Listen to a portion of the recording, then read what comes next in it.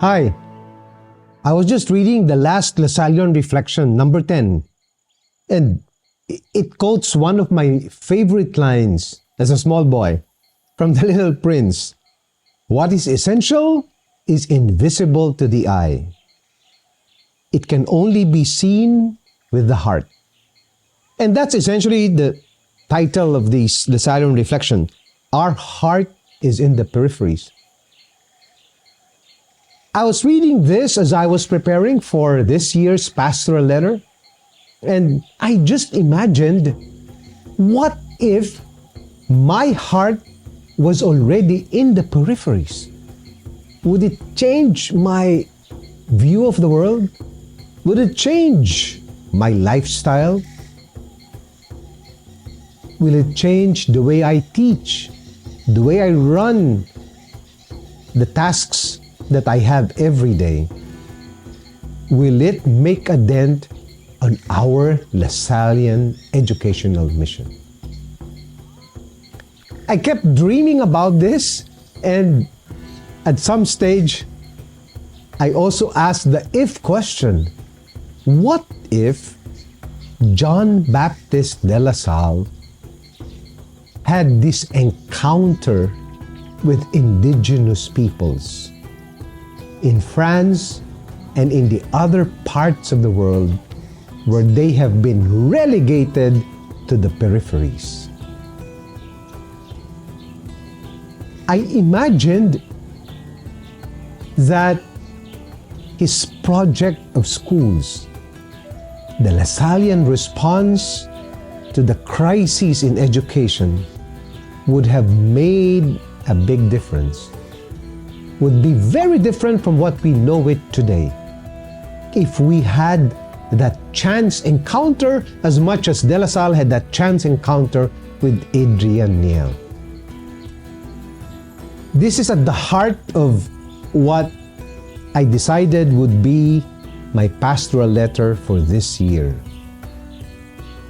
I thought we have several of our own Lasallians already deeply engaged with Indigenous Peoples education. This community of Indigenous peoples all over the world that have been pushed to the peripheries, neglected by governments, oppressed, harassed by society and the structures that we have. But through the years, through the ages, have developed their own indigenous knowledge, resilient and productive in passing on to the next generation their own knowledge, values, and spirituality. This year's pastoral letter looks at the possible lessons we as a Lasallian family can learn from these indigenous peoples all around the world. It asks important questions. It challenges our current educational systems, our curriculum, our policies. It is a way of bringing that encounter, that close encounter, so that we could be converted, so that we could be challenged by a system that we may not be too familiar with.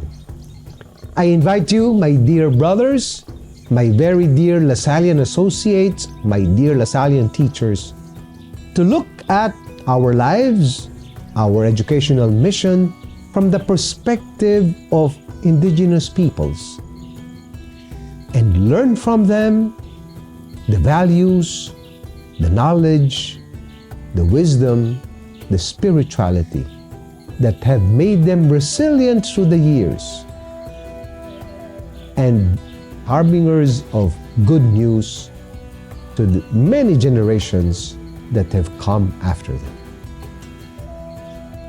May this year, the year of Lasallian spirituality, bring us even closer to the dream of John Baptist de La Salle, to be innovative in our response to our current problems in education and in the world.